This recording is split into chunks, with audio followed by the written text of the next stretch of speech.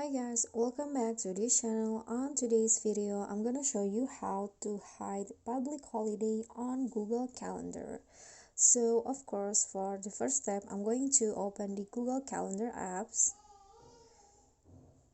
And then here, as you can see, in my calendar, there are shown the public holiday in my country, Indonesia. As you can see here, the green one right here. And if you want to hide it, it is so easy. You can just go to the three lines icon at the top, this one's right here, and then scroll down until you find this option, holidays.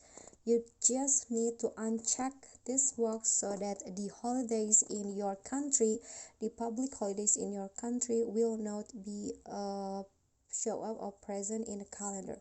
Let's uncheck this box first, and then I'm going to refresh. Okay, so as you can see, the public holiday is now gone.